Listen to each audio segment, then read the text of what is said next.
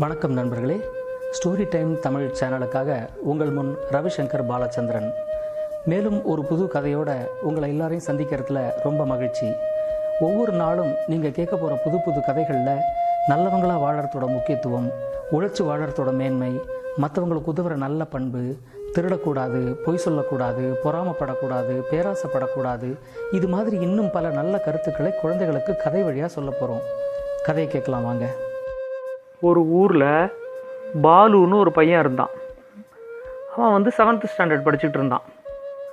அவனோட வீட்டிலேருந்து அவனோட ஸ்கூல் பார்த்தா ஒரு 2 கிலோமீட்டர் தள்ளி தான் இருக்கும். அது ஒரு கிராமமும் இல்லை, ஒரு சிட்டியும் இல்லைங்கிற மாதிரி ஒரு நடுவாந்திரமான ஒரு ஊர். அந்த பாலுவோட அப்பா என்ன பண்ணியிருந்தாரு, அவனுக்கு ஒரு சைக்கிள் வாங்கி கொடுத்துருந்தாரு ஸ்கூலுக்கு போயிட்டு வர்றதுக்கு. அந்த சைக்கிள் வந்ததுலேருந்து பாலுக்கு அந்த சைக்கிள் மேலே அவ்வளோ ஆசை. ஸ்கூலுக்கும் சைக்கிளில் தான் போயிட்டு வருவான். சைக்கிளில் போயிட்டு வந்ததுக்கப்புறம் ஃப்ரெண்ட்ஸோடு அந்த சைக்கிள் எடுத்துக்கிட்டு சுற்றுவான். அந்த ஊரில் பாலுவோட சைக்கிள் போகாத தெருவே இல்லைங்கிற மாதிரி அவ்வளோ தெருவுலேயும் அந்த சைக்கிள் எடுத்துகிட்டு சுற்றிட்டு வருவான். பெல்லை வேறு அடிச்சுக்கிட்டே இருப்பான் ரோட்டில் போகும்போது. பாலு ஸ்கூலுக்கு போகும்போது பார்த்தா அந்த ஊரில் ஒரு ரிவர் இருந்துச்சு, ஒரு ஆறு. அந்த ரிவர் மேலே ஒரு பாலம் இருக்கும். அந்த பாலத்தை தாண்டி அந்த பக்கம் போனால் தான் அவனோட ஸ்கூல் இருக்கும். தினைக்கும் அந்த பாலத்து வழியாக தான் அந்த ஸ்கூலுக்கு போவான். அந்த பாலத்துக்கு இந்த பக்கம் ஊர் இருக்கும், அந்த பக்கம் இவனோட ஸ்கூல் இருக்கிற இடத்துல மட்டும் வேற ஒரு ஊர் இருக்கும், சின்ன ஊர். ஒரு பக்கம் பார்த்தா காடு மாதிரி இருக்கும், யாருமே இருக்க மாட்டாங்க, ஒரே மரமட்டையாக இருக்கும், அது மாதிரி காடாக இருக்கும். பாலு என்ன பண்ணால், அன்னைக்கு காலையில் சைக்கிள் எடுத்துக்கிட்டு, அம்மா நான் போயிட்டு வரேம்மா ஸ்கூலுக்கு அப்படின்னு சொல்லிட்டு சைக்கிள் ஏறி உட்காந்துட்டு கிளம்புறான். கிளம்பினோடனே அவங்க அம்மா சாயந்தரம் ஊர் சுற்றாமல் நேராக ஸ்கூல் விட்டோன்னே வீட்டுக்கு வந்துரு அப்படின்னு சொல்கிறாங்க. ஆனால் அவங்க அம்மா சொல்கிறது காதில் கேட்காத தூரத்துக்கு பாலு போயிட்டான் அதுக்குள்ளே சைக்கிள் எடுத்துக்கிட்டு. செம்ம ஃபாஸ்ட்டாக சைக்கிளில் போய் அந்த பாலத்துக்கிட்ட பாலு சைக்கிளில் வரான். வரும்போது பார்த்தா தூரத்துலேருந்து பார்த்தா அந்த பாலத்தில் ஒரு பையன் நின்றுட்டுருக்கிறது தெரியுது. அந்த பையன் பாலு வயசு தான் இருக்கும். அந்த பையனுக்கும் ரொம்ப அழுக்காக இருக்குது அவனோட சட்டையெல்லாம். எங்கேருந்தோ தூரத்துலேருந்து ஓடி வந்திருக்கான் போல இருக்குது. சட்டையெல்லாம் ஃபுல்லாக நனைஞ்சிருக்கு அப்படியே வேர்வேல. அந்த பையன் அந்த பாலத்துக்கிட்ட நின்றுட்டு இருக்கான், பாலத்து சுவத்தில் சாஞ்சிக்கிட்டு. பாலு யார் இந்த பையன், இது வரைக்கும் இங்கே பார்த்தது இல்லையே அப்படின்னு நினச்சிக்கிட்டு இருக்கும்போதே என்ன பண்ணால், அந்த பையன் தூரத்தில் ஒரு குதிரை வண்டி வர்றதை பார்த்துட்டான். பார்த்தோன்னே அந்த குதிரை வண்டி வேகமாக வந்துச்சு அந்த பையன் இருக்கிற இடத்துக்கு. அதுக்குள்ள அந்த பையன் என்ன பண்ணால், அந்த பாலத்தோட சுவத்துக்கட்டை மேலே ஏறி திடீர்னு தண்ணிக்குள்ளே குதிச்சிட்டான். குதிச்ச உடனே அந்த குதிரை வண்டி நின்றுச்சு. அதுலேருந்து ஒருத்தர் இறங்கி வேகமாக ஓடி வந்தார். ஓடி ஐயோ குதிச்சுட்டானே, எப்படி அவனுக்கு நீச்சல் கூட தெரியாதே அப்படின்னாரு. அப்போ தான் கரெக்டாக பாலு சைக்கிள் எடுத்துக்கிட்டு அந்த பாலத்துக்கு வரான். ஏதோ பிரச்சனைங்கிறது மட்டும் அவனுக்கு தெரிஞ்சிருச்சு. உடனே சைக்கிளை ஸ்டாண்டை போட்டு நிறுத்தி பூட்டினான்.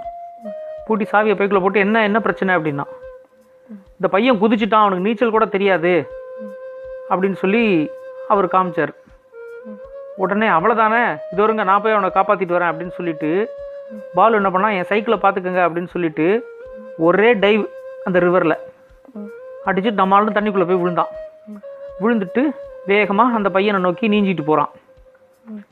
அந்த ரிவருக்கு நடுவில் பார்த்தா ஒரு மரம் இருந்துச்சு. அந்த மரத்தை அந்த பையன் பிடிச்சிக்கிட்டு நின்றுக்கிட்டு இருந்தான். மரத்தை பிடிச்சிட்டு கழுத்தளவு தண்ணிக்கு மேலே இருக்குது. அந்த மரத்தை பிடிச்சிக்கிட்டு அந்த பையன் தத்தளிச்சுக்கிட்டு இருக்கான். உடனே இந்த பாலு இங்கேருந்தே கத்துனான் அந்த பையன்கிட்ட, நான் காப்பாற்ற வரேன், நீ ஒன்றும் பயப்படாத, அந்த மரத்தை விட்டுறாமல் கெட்டியாக பிடிச்சிக்கோ, தோ நான் வந்துடுறேன் அப்படின்னு சொல்லி பாலு வேகமாக நீஞ்சிக்கிட்டே அந்த மரம் இருக்கிற இடத்துக்கு போனான். ஆனால் அந்த பையன் பாலு சொன்னதை கேட்ட உடனே மரத்தை கையால் விட்டான். விட்டுட்டு வேணும்னே தண்ணியோடு போக ஆரம்பித்தான்.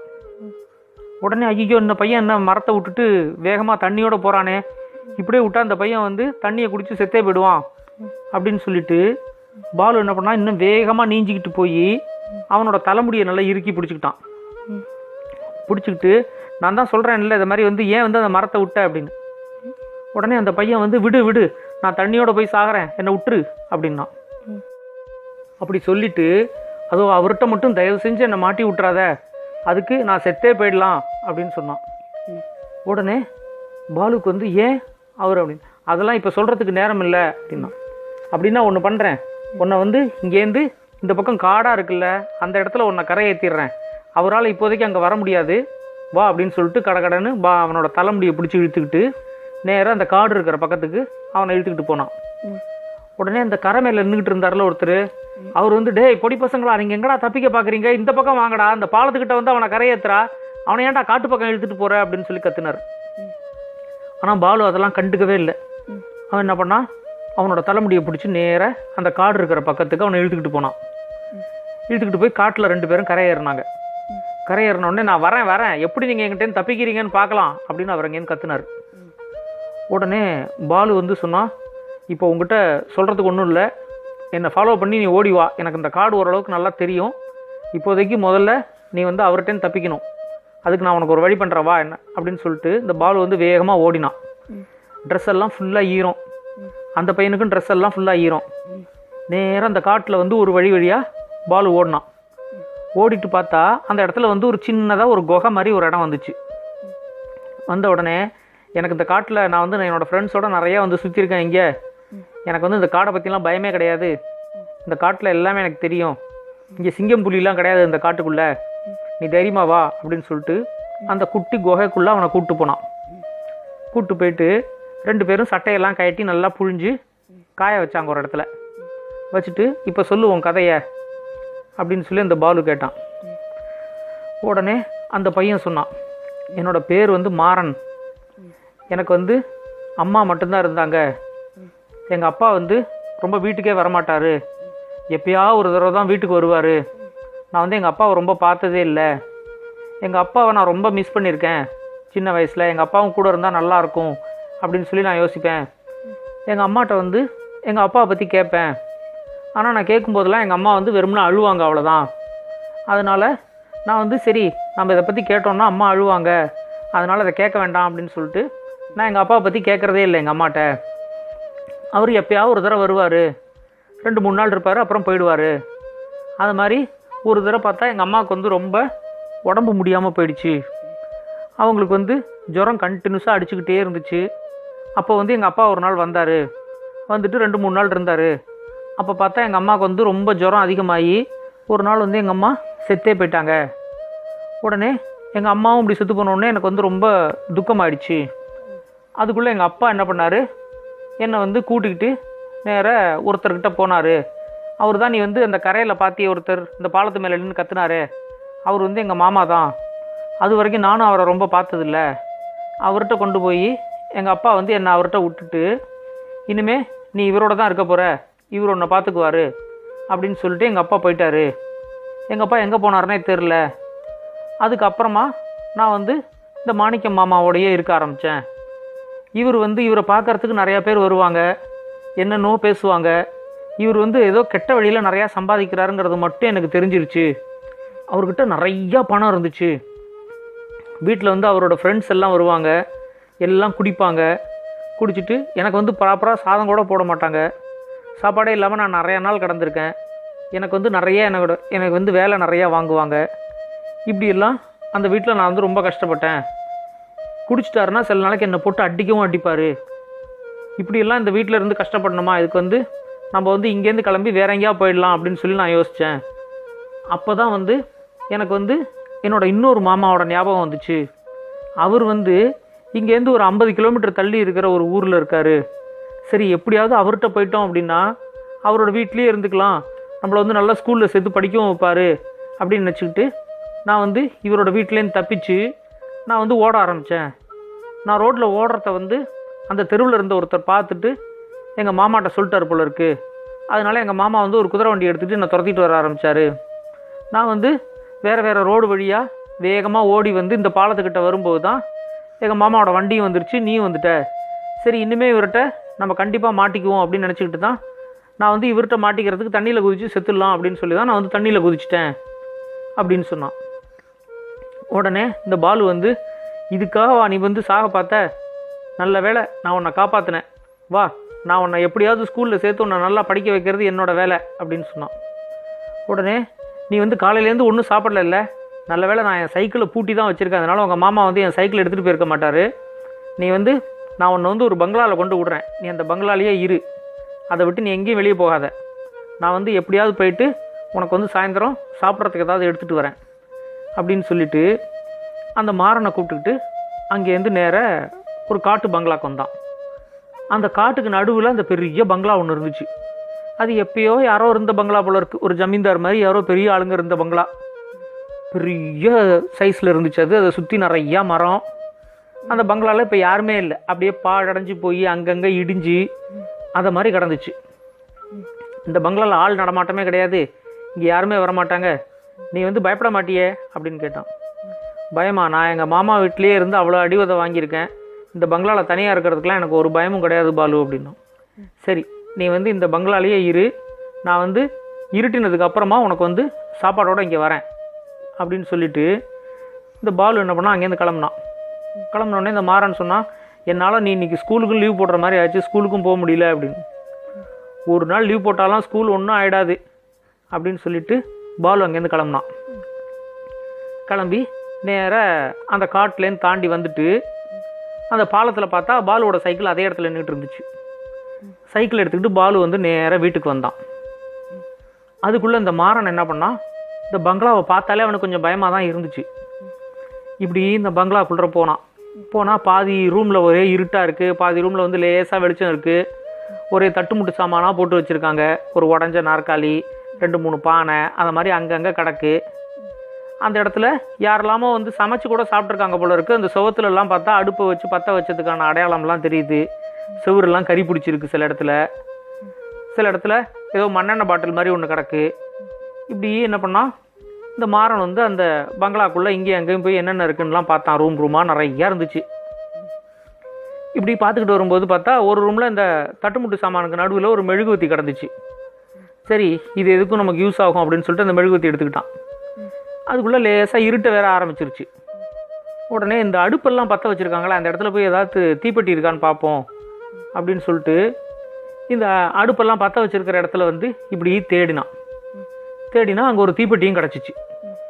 கிடச்ச உடனே சரி, இந்த தீப்பெட்டியை வச்சு இந்த மெழுகுவத்தியை கொளுத்திக்கிட்டோம்னா இன்றைக்கி ராத்திரி கொஞ்சம் வெளிச்சத்தில் இங்கே இருக்கலாம், அதுக்குள்ள பாலு வந்துடுவான் எப்படியாவது அப்படின்னு நினச்சிக்கிட்டு என்ன பண்ணால் அங்கேருந்து அந்த தீப்பெட்டியும் அந்த மெழுகுவத்தியும் எடுத்துக்கிட்டு வரான். திடீர்னு பார்த்தா ஒரு ரூமில் ஏதோ சத்தம் டமால்னு நொக்கிடு விழுந்த மாதிரி இருந்துச்சு.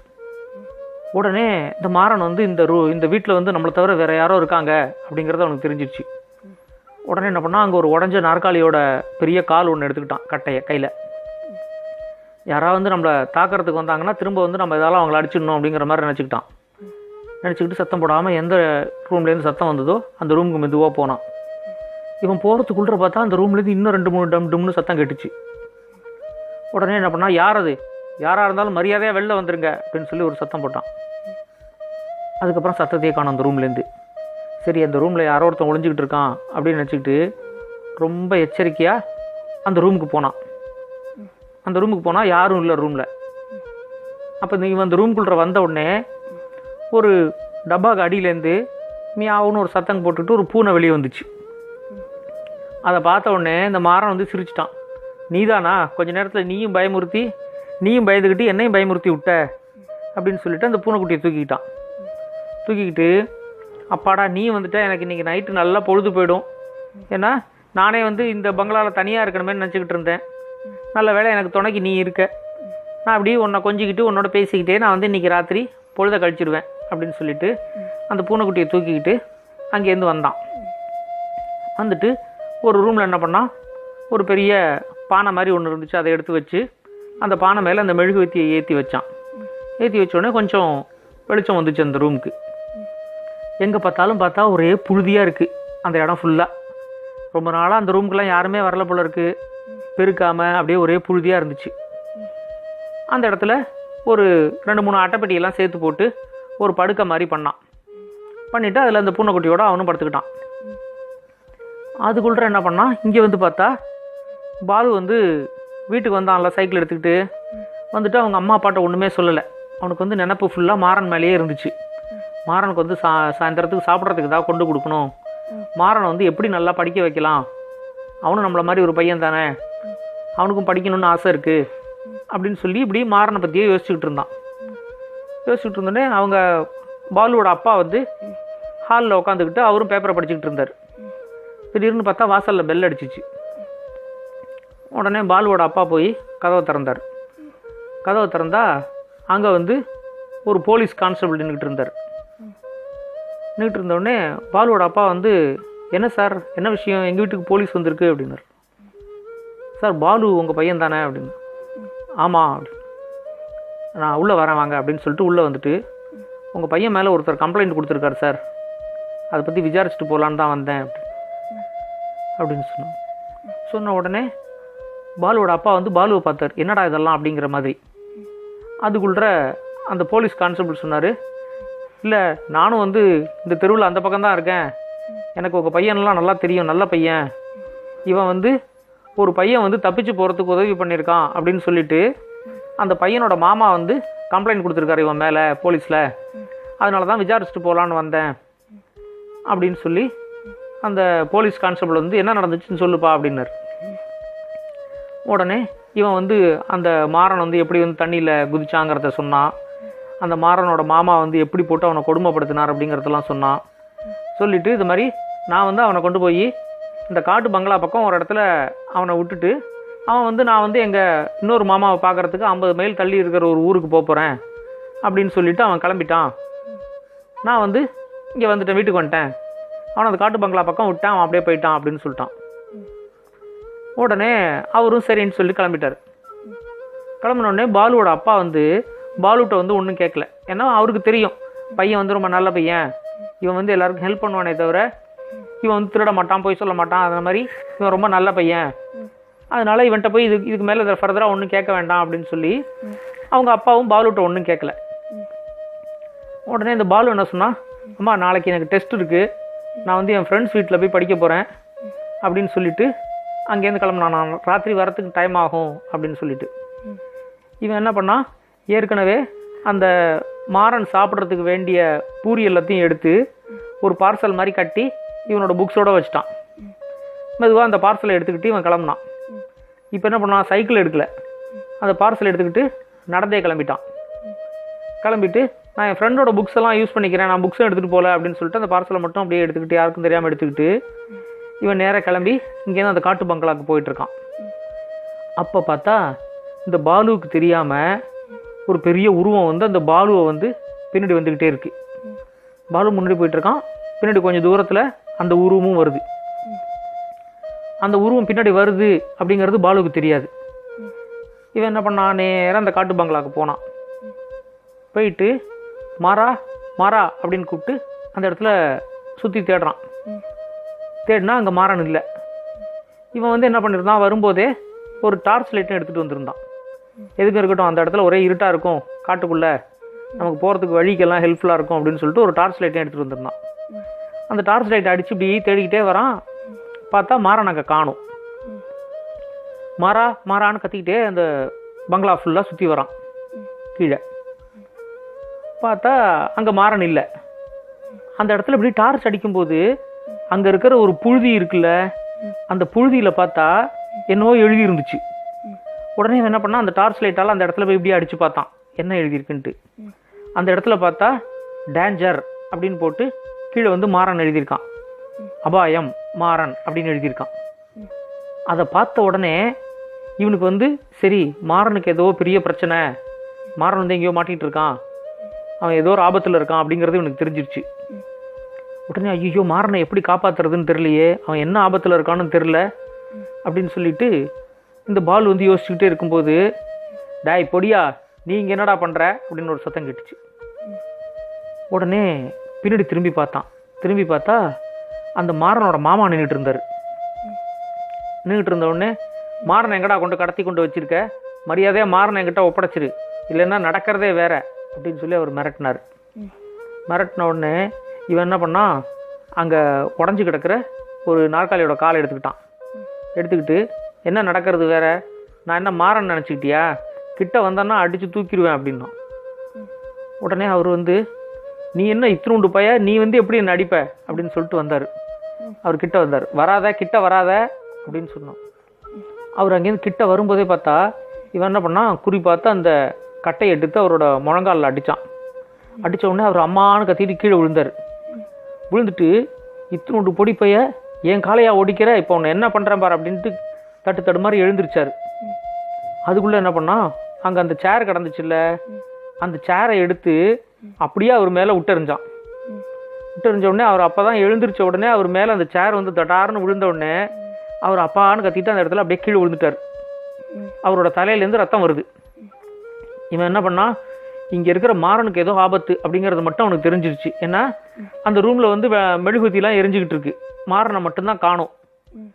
உடனே என்ன பண்ணான், இவன் வந்து டார்ச் அடிச்சுக்கிட்டு நேராக அந்த பங்களா விட்டு வெளியே ஓடி வர பார்த்தான். ஓடி வந்த உடனே அவர் வந்து இங்கே என்னை விட்டு போகாத இரு அப்படின்னா, நான் போய் கொஞ்சம் ஆளுங்களெல்லாம் கூப்பிட்டு வரேன் அப்படின்னு சொல்லி, இங்கே மாறனுக்கு ஏதோ ஆபத்து, இங்கே கீழே பாரு என்ன எழுதியிருக்கான்னு பாரு அப்படின்னு சொல்லி அந்த டார்ச் அடித்து காமிச்சான். உடனே அவர் சொன்னார், எனக்கு எழுத படிக்கலாம் தெரியாது, இங்கே என்ன எழுதியிருக்கு அப்படின்னு. அபாயம் மாறன் அப்படின்னு எழுதியிருக்கு. மாறன் வந்து ஏதோ ஒரு பெரிய ஆபத்தில் மாட்டிக்கிட்டு இருக்கான், நான் போய் நிறைய பேரை ஊர்லேருந்து கூப்பிட்டு வரேன், என்ன ஆபத்துங்கிறத பார்ப்போம் அப்படின்னு. நீ அதெல்லாம் போய் யாரையும் கூப்பிட்டு வர வேண்டாம், நீ இங்கேயே இரு, நான் போய் யாரையாவது கூப்பிட்டு வரேன் அப்படின்னு சொல்லி அவர் கிளம்ப பார்த்தாரு. அதுக்குள்ளே பாலு என்ன பண்ணான், அங்கேருந்து ஓடிட்டான். அந்த பங்களாலேருந்து ஓடி செம்ம ஃபாஸ்ட்டாக ஓடி நேராக வந்து அவன் வீட்டுக்கு கூட வரல, நேராக அந்த போலீஸ் கான்ஸ்டபிள் வீட்டுக்கு போனார். போயிட்டு கதவை தட்டினான். தட்டினோடனே அவர் அப்போ தான் வந்து போலீஸ் ஸ்டேஷன்லேருந்து வந்து சாப்பிட்டு படுக்கிறதுக்காக ரெடி ஆகிட்டார். திட்டுன்னு அவன் கதவை தட்டினோடனே, யாருப்பா அப்படின்னு சொல்லி கதவை திறந்து, தம்பி நீயா, என்ன இந்த நேரத்தில் அப்படின்னு. சார் நான் அப்போ உங்கள்கிட்ட வந்து கொஞ்சம் விஷயத்த சொல்லாமல் மறைச்சிட்டேன் அப்படின்னு சொல்லி, இது மாதிரி மாறனை வந்து நான் தான் அந்த பங்களாவில் இரு, நான் வந்து உனக்கு ஹெல்ப் பண்ணுறேன், உனக்கு எப்படியா இன்னும் நான் படிக்க வைக்கிறேன், நீ ஒன்றும் கவலைப்படாத, ஒரு 2 நாளைக்கு இந்த பங்களாவில் இரு அப்படின்னு சொல்லிட்டு நான் அந்த பங்களாவில் அந்த மாறனை விட்டு வந்தேன். அதுக்கப்புறம் நான் சாப்பாடு எடுத்துக்கிட்டு மாறனை பார்க்கறதுக்காக போனேன். அப்போ வந்து மாறனை அங்கே காணும். அந்த பங்களாவில் மாறன் வந்து ஒரு மெழுகுவத்தி ஏற்றி வச்சுருக்கான், அந்த மெழுகுவத்தி எரிஞ்சுக்கிட்டு இருந்துச்சு, நான் அதை பார்த்தேன். கீழே வந்து மாறன் வந்து அபாயம் மாறன் அப்படின்னு எழுதியிருக்கான்.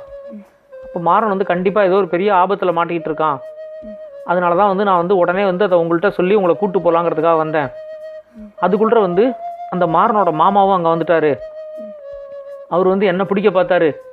நான் வந்து அவரை வந்து அவரோட முழங்காலில் ஒரு பெரிய கட்டையை எடுத்து போட்டு அவரை அடிச்சுட்டு நான் வந்து அங்கேயும் தப்பிச்சுட்டு நேரம் இங்கே வந்துட்டேன், வாங்க மாறனை வந்து காப்பாற்றணும் அப்படின்னு சொன்னான். ஏன்பா தம்பி, இதை சாயந்தரமே நீ என்கிட்ட சொல்லியிருந்தேன்னா ஏதாவது ஒரு போலீஸோடு அங்கே போய் என்ன எதுன்னு நடந்து பார்த்து அந்த மாறனை காப்பாற்றிருக்கலாம்ல, இப்போ மாறனை காணும்னு வேற சொல்கிற, சரி வா முதல்ல அங்கே போவோம் அப்படின்னு சொல்லிட்டு அவர் என்ன பண்ணார், போலீஸ் யூனிஃபார்ம் எடுத்து போட்டுக்கிட்டு இந்த பாலுவோட திரும்ப வந்து அந்த காட்டு பங்களாவுக்கு வராங்க. வந்து மாறா மாறா அப்படின்னு கூப்பிட்டு அதை உள்ளே வந்தாங்க. வந்து பார்த்தா உள்ளே வந்து யாரையுமே காணோம். உடனே இந்த இடத்துல தான் சார் எழுதியிருந்துச்சு அப்படின்னு சொல்லி அந்த எழுதியிருக்கிற இடத்த காமிச்சா அங்கே ஒன்றுமே எழுதலை, க்ளீனாக இருக்குது தரையெல்லாம். உடனே இந்த போலீஸ் கேட்டார், என்னப்பா மர்ம நாவல்லாம் நிறையா படிப்பியா நீ, அது மாதிரி இங்கே ஏதோ எழுதியிருக்குன்னா ஒன்றையும் காணும் அப்படின்னாரு. சார் நீங்கள் என்னை நம்பலை, ஆனால் இங்கே கண்டிப்பாக எழுதியிருந்துச்சு அப்படின்ட்டு. உடனே இந்த பாலு சொன்னான், சார் இந்த இடத்துல பாருங்கள் இங்கே எவ்வளோ க்ளீனாக இருக்குது, அந்த இடத்துல பாருங்கள் எவ்வளோ புழுதியாக இருக்குது. ஸோ இப்போ நான் இந்த இடத்துல எழுதியிருந்தச்சு வந்து யாரோ வந்து க்ளீனாக அழித்து இங்கே நல்லா பெருக்கி விட்ட மாதிரி பண்ணியிருக்காங்க அப்படின்னு சொன்னாங்க. யாருப்பா இந்த பங்களாவில் யாருமே இருக்கிற மாதிரி தெரியல அப்படின்னு. அப்படிங்கிறதுக்குள்ள யாரோ முனகிற மாதிரி சத்தம் கேட்டுச்சு. உடனே அந்த போலீஸ் சொன்னார், எங்கேயும் யாரோ முனகிற மாதிரி சத்தம் கேட்குதே அப்படின்ட்டு. ஆமாம் எனக்கும் கேட்குது, வாங்க போய் பார்ப்போம், மாறனா தான் இருக்கும் அப்படின்னு சொல்லிட்டு 2 பேரும் கிடுகிடுன்னு ஒரு ரூமாக தேடிட்டு போகிறாங்க. போனால் ஒரு ரூமில் வந்து இந்த மாறனோட மாமா தான், அவரை வந்து யாரோ கட்டி போட்டிருக்காங்க, கையெல்லாம் கட்டி போட்டு அவர் வாயில் துணியெல்லாம் அடைச்சிருக்காங்க. அவரோட நெத்தியிலேருந்து வேற ரத்தம் வழிஞ்சிக்கிட்டே இருக்குது. அது வந்து இந்த பாலு தூக்கி ஒரு சேரை தூக்கி அவர் மேலே போட்டான்ல, அதில் அடிபட்டதில் அவர் நெத்தியிலேருந்து ரத்தம் வழிஞ்சிக்கிட்டு இருக்கு. அவர் வந்து அம்மா அம்மான்னு கத்திட்டு முணங்கிட்டு கிடக்காரு. உடனே இந்த போலீஸ் வந்து யார் உங்களை கட்டி போட்டது அப்படின்னு கேட்டுக்கிட்டு இருக்கிறதுக்குள்ளே பார்த்தா இந்த பாலு வந்து, என்ன சார் எங்கேயோ புகையாக இருக்கிற மாதிரி இருக்குது அப்படின்னு சொன்னான். உடனே 2 பேரும் வெளியே ஓடி வந்து பார்த்தா அங்கே அந்த பங்களாவில் தீ பிடிச்சிக்கிட்டு எரிய ஆரம்பிச்சிருக்கு. எரிய ஆரம்பிச்சோடனே இந்த போலீஸ் சொன்னார், தம்பி இந்த பங்களாவில் யாரோ நெருப்பு வச்சுருக்காங்க போல இருக்கு, வா வா முதல்ல இங்கேருந்து வெளியே ஓடிடுவோம் அப்படின்னாரு. அப்படின்னு சொல்லிட்டு இவரை வந்து முதல்ல நான் வந்து இங்கேருந்து கூப்பிட்டு வெளில போகிறேன் அப்படின்னு சொல்லிட்டு அவரோட கையில் கட்டியிருக்கிற கயத்தெல்லாம் அவுத்தார். அவுத்துட்டு அவரை பிடிச்சி தரன்னு இழுத்துட்டு போனார். அவரால் நடக்கக்கூட முடியல அந்த மாணிக்கத்தால். இந்த போலீஸ் என்ன பண்ணார், அவரை பிடிச்சி தரன்னு வெளியே இழுத்துக்கிட்டு போனார். அதுக்குள்ளே பாலு சொன்னால், இல்லை சார், இங்கே என்னோடய ஃப்ரெண்டு மாறன் வந்து இங்கே இந்த பங்களாக்குள்ளே தான் மாட்டிக்கிட்டு இருக்கான், நான் அவனை காப்பாற்றாமல் நான் இங்கேருந்து வரமாட்டேன் அப்படின்னு சொல்லிட்டு இந்த பாலு என்ன பண்ணான், தடன்னு அந்த படியில் ஏறி மாடிக்கு ஓடினான். அந்த படி ஃபுல்லாக மரத்தால் ஆன படி. டும் டும் டும் டொம்னு சத்தம் கேட்டுச்சு. இவன் மேலே ஏறி உடனே அந்த போலீஸ் சொன்னார், இல்லை பாலு, நீ வந்து மேலே போய் நெருப்பில் மாட்டிக்காத, தீ பிடிச்சிருக்கு, நீ வந்து கீழே வந்துரு, உடனே ரொம்ப நேரத்துக்கு உன்னால் அங்கே இருக்க முடியாது, கண்ணெல்லாம் எரிய ஆரம்பிச்சிடும், உன்னால் மூச்சு விட முடியாது, நீ மயங்கி விழுந்த அப்படின்னா செத்தே போயிடுவேன், அதனால் வந்து நீ மரியாதை நீ கீழே வந்துரு அப்படின்னாரு. நான் வந்து மாறனை காப்பாற்றாமல் நான் வரமாட்டேன் அப்படின்னு சொல்லிட்டு இவன் வந்து மாடியில் ஏறி ஓடிட்டான். இவர் என்ன பண்ணார், இந்த போலீஸு கிடுக்கிடுன்னு அந்த மாணிக்கத்தை வந்து அந்த பங்களாக்குள்ளேருந்து வெளியே கொண்டு வந்து அங்கே இருக்கிற ஒரு மரத்தில் வச்சு நல்லா அந்த கயத்தை போட்டு கட்டினார். அவனை ஏற்கனவே கட்டியிருந்த கயத்தை வச்சு அவனை மரத்தில் போட்டு கட்டினார். கட்டிட்டு இந்த பாலுவை காப்பாற்றலாம் அப்படின்னு சொல்லிட்டு அவரும் வந்து அந்த பங்களாக்குள்ளே ஓடி வந்தார். அதுக்குள்ளே பார்த்தா அந்த மரத்தில் இருக்கிற படியிலெல்லாம் நெருப்பு பிடிச்சிக்கிச்சு. நெருப்பு பிடிச்சாலும் பரவாயில்லன்னு சொல்லிட்டு என்ன பண்ணார், இவர் வந்து அந்த நெருப்பு பிடிச்ச படி மேலேயே தடன்னு ஏறி இவரும் மாடிக்கு வந்துட்டார். வந்துட்டு பாலுன்னு கத்திட்டு வந்தார். வந்தால் அங்கே நிறைய ரூம் இருக்குது, ஒரு 10-15 ரூம் இருக்குது. எல்லா ரூம்லேயும் பாலு வந்து மாறான்னு கத்திக்கிட்டே ஒவ்வொரு ரூமாக ஓடுறான். ஓடினோடனே ஒரு ரூம்லேருந்து முனகர சத்தம் கேட்டுச்சு. கேட்ட உடனே அந்த ரூமோட கதவை தட்டினான். கதவை தர, நான் வந்திருக்கேன், பாலு வந்திருக்கேன், கதவை தர அப்படின்னு சொல்லி தடன்னு கதவை தட்டினான்.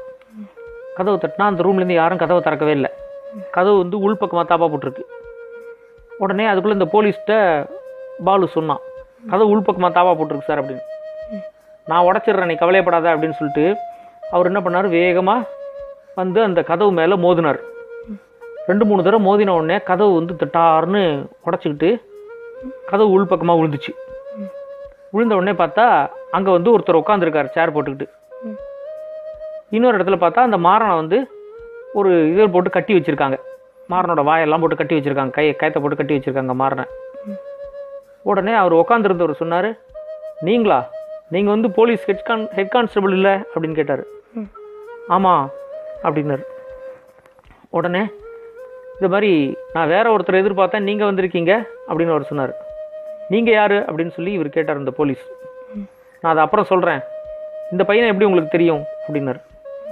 அதுக்குள்ளே பாலு சொன்னால், இங்கே இந்த பங்களாவில் தீ பிடிச்சிருக்கு, நம்மளால் இப்போ கீழே கூட போக முடியாது, அந்த மரப்படியெல்லாம் ஃபுல்லாக எரிஞ்சு போயிருக்கும், கீழே கூட போக முடியாது, இப்போ நம்ம கிளம்பி இங்கேருந்து போகல அப்படின்னா நம்ம எல்லாருமே சாக வேண்டியதான், உடனே இங்கேருந்து கிளம்பணும் அப்படின்னாரு. அந்த அங்கே ஒரு பெரிய மேஜை இருந்துச்சு, அந்த மேஜையில் ஒரு பெரிய பெட்டி வேறு இருந்துச்சு. உடனே அவர் சொன்னார், இந்த பெட்டியை பாருங்கள் அப்படின்னு சொல்லிட்டு அந்த பெட்டியை திறந்தா அந்த பெட்டி ஃபுல்லாக தங்கம், அப்படி தங்க பிஸ்கெட்டாக இருக்குது. உடனே இவ்வளோ தங்க பிஸ்கெட் அப்படின்னாரு அந்த போலீஸ். ஆமாம், நான் யாருங்கிறத முதல்ல சொல்கிறேன், இங்கேருந்து முதல்ல நம்ம வெளில போயிடுவோம் அப்படின்னு சொன்னார். இங்கேருந்து இப்போ வெளில போகிறது அவ்வளோ ஈஸி கிடையாது, நம்ம ஏறி வந்த படியும் எரிஞ்சு போச்சு, இப்போ அது வழியாக போக முடியாது, இப்போ எப்படி வெளியே போகிறதுன்னு பார்ப்போம் அப்படின்னு சொல்லிட்டு அங்கே இருக்கிற ஒரு ஜன்னலை திறந்து பார்த்தார். பார்த்தா பக்கத்தில் ஒரு வேப்ப மரம் இருந்துச்சு. அந்த வேப்ப மரத்தோட கிளை வந்து அந்த ஜன்னல் பக்கமாக வந்துருந்துச்சு. வந்த உடனே இந்த போலீஸ் கேட்டார், ஏப்பா பாலு, உனக்கு மரம்லாம் ஏற தெரியுமா அப்படின்னு. நான் ஸ்கவுட்டில் இருக்கேன் சார், எனக்கு மரம்லாம் ஏற தெரியும் அப்படின்னு சொல்லிட்டு, இந்த வேப்ப மரத்து வழியாகவே நானும் இறங்கிடுவேன், இந்த மாறனையும் வந்து நான் வந்து காப்பாற்றி அழகாக அந்த வேப்ப மரத்து வழியாக கீழே இறக்கிடுவேன் அப்படின்னு சொன்னான். உடனே சரி, நீங்கள் 2 பேரும் முதல்ல இறங்குங்க கீழே அப்படின்னாரு. உடனே அந்த பாலு என்ன பண்ணால், முதல்ல அந்த வேப்ப மரத்தை பிடிச்சிக்கிட்டு அந்த கிளையை பிடிச்சிக்கிட்டு மெதுவாக அந்த கிளை வழியாக இறங்கினான். இறங்கிட்டு அந்த மாறனையும் அங்கேருந்து இறக்கினான். அதுக்குள்ள இவங்க 2 பேரும் என்ன பண்ணார், அந்த போலீஸ் என்ன பண்ணார், அந்த பெட்டியை வந்து மெதுவாக ஒரு கயத்தை கட்டி கீழே இறக்குனார். அதையும் வந்து பாலு வாங்கி வச்சுக்கிட்டான். அதுக்கப்புறம் அந்த போலீஸும் அந்த புதுசாக வந்தவரும் இறங்கினாங்க. இறங்கினோடனே அந்த புதுசாக வந்திருக்கிறவர் சொன்னார், நான் வந்து சிஐடி போலீஸு, இந்த காட்டுக்குள்ளே ஏதோ கடத்தல் நடக்கிற மாதிரி எங்களுக்கு வந்து நியூஸ் வந்துச்சு, அந்த கடத்தலில் 2-3 பேர் சேர்ந்துருக்கலாம் அப்படிங்கிற மாதிரி எனக்கு ஒரு இது வந்துச்சு, துப்பு வந்துச்சு, ஸோ அதை கண்டுபிடிக்கிறதுக்கு தான் நான் வந்து இங்கே வந்தேன். இங்கே வந்து பார்த்தா இந்த சின்ன பையன் வந்து இவனை வந்து இங்கே இருந்தான், இந்த சின்ன பையனையும் நான் வந்து அந்த மாணிக்கத்தோடு பார்த்துருக்கேன், அதனால சரி இவனும் அந்த கடத்தலில் இருக்கான் போல இருக்கு அப்படின்னு நினச்சி தான் முதல்ல இவனை கட்டி கொண்டு போட்டேன் மாடியில். கட்டி போட்டுட்டு அடுத்தாப்புல மாணிக்கம் வந்தான், வந்த உடனே அவனையும் வந்து அடித்து கட்டி போட்டேன். இப்போ மாணிக்கத்தோட கூட்டாளி ஒரே ஒருத்தன் தான் இன்னும் எனக்கு மாட்டணும், அவன் வர்றதுக்காக தான் மேலே நான் வெயிட் பண்ணிட்டு இருந்தேன், அதுக்குள்ளே நீங்கள் 2 பேரும் வந்துட்டீங்க அப்படின்னாரு. அவரோட ஐடி கார்டெல்லாம் காமிச்சார். ஆமாம் அவர் சிபிசிஐடியிலேருந்து வந்திருக்காரு அப்படிங்கிற மாதிரி இந்த போலீஸும் சொன்னார். அதுக்குள்ளே பார்த்தா அந்த ஊரில் அந்த பங்களா வந்து நல்லா கொழுந்து விட்டு எரிய ஆரம்பிச்சிருச்சு. இந்த அக்கம் பக்கத்தில் இருக்கிற ஊரில் இருக்கிறவங்க எல்லாரும் ஓடி வந்து தண்ணியை ஊற்றி அந்த நெருப்பை அணைக்க ஆரம்பித்தாங்க. அதுக்குள்ள பக்கத்துலேயே ஒரு ரிவர் வேறு இருக்குல்ல, அந்த ரிவரில் தண்ணி எடுத்து இந்த பங்களாவில் கொண்டு வந்து அணைக்க பார்த்தாங்க நெருப்பை. ஒருத்தர் வந்து ஃபயர் சர்வீஸ்க்கும் ஃபோன் பண்ணிட்டார். ஃபயர் சர்வீஸ்லேருந்தும் வந்துட்டாங்க. அதுக்குள்ளே பார்த்தா கூட்டத்தில் வந்து ஒருத்தன் நின்றுட்டு இருந்தான். அவனை பார்த்த உடனே அந்த சிஐடி போலீஸ் வந்து அதோ அந்த கூட்டாளி அவன் தான், இருங்க ஒரே நிமிஷத்தில் நான் போய் அவனை அமுக்கிட்டு வரேன் அப்படின்னு சொல்லிட்டு திடுதிடுன்னு அவன்கிட்ட ஓடினார். இவர் ஓடி வரத்தை பார்த்த உடனே அவன் தப்பிச்சு ஓட பார்த்தான். ஆனால் அவன் கீழே விழுந்துட்டான். விழுந்த உடனே என்ன பண்ணார், இந்த சிபிசிஐடி போலீஸ் வந்து அவனை போட்டு அமுக்கி இழுத்துட்டு வந்துட்டார். இழுத்துட்டு வந்து இந்த போலீஸ்கிட்ட சொன்னார், இந்த மாதிரி இவங்க 2 பேரும் வந்து தங்கத்தை வந்து வெளிநாட்டிலேருந்து கடத்திக்கிட்டு வர கும்பலோட சேர்ந்து இவங்க 2 பேரும் அந்த தங்கத்தை வாங்கி வேற ஒருத்தர்கிட்ட கொடுக்குற வேலையை தான் இவங்க பண்ணிகிட்டு இருந்தாங்க. இவங்களை கையும் களவுமாக பிடிக்கணும் அப்படிங்கிறதுக்காக தான் நாங்கள் வந்து பிளான் பண்ணிகிட்டு இருந்தோம். இன்றைக்கி வந்து இவங்களை கையும் களவுமாக பிடிச்சாச்சு. இந்த கடத்தல் கும்பலை வந்து பிடிக்கிறதுக்கு இந்த பாலுவும் மாறனும் கூட நிறையா ஹெல்ப் பண்ணியிருக்காங்க அப்படின்னு சொல்லி அவர் சொன்னார். இதை வந்து போலீஸ் டிபார்ட்மெண்ட்லேருந்து நம்ம வந்து அவங்களோட ஸ்கூலுக்கு சொல்லணும் அப்படின்ட்டு. உடனே அந்த ஹெட் கான்ஸ்டபிள் சொன்னார், இந்த பாலு மட்டும்தான் சார் ஸ்கூலில் படிக்கிறான், அந்த மாறனை வந்து யாரும் ஸ்கூலில் இது வரைக்கும் படித்ததில்லை, அவனை சேர்க்கறதுக்கு யாரும் இல்லை அப்படின்னு சொன்ன உடனே நாமளே சேர்த்து அவனை படிக்க வைப்போம் அப்படின்னு சொன்னார். அடுத்த நாளைக்கு பார்த்தா அந்த ஊரில் இருக்கிற எல்லாருக்கும் தெரிஞ்சிருச்சு, இந்த பாலுவும் மாறனுமா சேர்ந்துக்கிட்டு ஒரு பெரிய கடத்தல் கும்பலை பிடிச்சிருக்காங்க, எக்கச்சக்கமாக தங்க பிஸ்கெட்டை வந்து அவங்க வந்து மீட்டிருக்காங்க அப்படின்ட்டு. உடனே ஸ்கூலுக்கு வந்து அடுத்த நாளைக்கு இந்த பாலு போகிறான். வாசல்லையே ஹெட் மாஸ்டர் நிற்கிறாரு. உடனே என்ன பாலு, உன்னை பற்றி ஊரில் எல்லாரும் அவ்வளோ நல்லா பேசிக்கிறாங்க, நீயும் இன்னொரு பையனுமா சேர்ந்து வந்து பெரிய கடத்தல் கும்பலையே பிடிச்சிருக்கீங்களாமே அப்படின்ட்டு. ஆமாம் சார், இது மாதிரி அவன் என்னோடய ஃப்ரெண்டு தான், அவன் பேர் மாறன், அவனையும் வந்து ஸ்கூலில் சேர்த்துக்கணும், நம்ம ஸ்கூல்லேயே சேர்த்துக்கலாமா அப்படின்னு. நம்ம ஸ்கூலில் என்ன உங்கள் கிளாஸ்லேயே சேர்த்துட்றேன் அவனை, நீ அவனும் நல்லா க்ளோஸ் ஃப்ரெண்ட்ஸ் ஆகிட்டீங்க, உங்கள் கிளாஸ்லேயே அவனை சேர்த்துட்றேன் அப்படின்னாரு. அப்புறம் இந்த பாலுவோட அப்பாவும் அந்த போலீஸ் இவங்கெல்லாம் சேர்ந்துட்டு அந்த பையனையும் வந்து ஸ்கூலில் சேர்த்துட்டு அந்த பையனை வந்து அதே ஊரில் இருந்த ஒரு இல்லத்தில் கொண்டு சேர்த்து விட்டாங்க. அதுக்கப்புறம் பார்த்தா இந்த பாலுவும் அந்த மாறனும் பயங்கர திக் ஃப்ரெண்ட்ஸ் ஆகிட்டாங்க. நல்லா இருந்துச்சு அந்த கதை.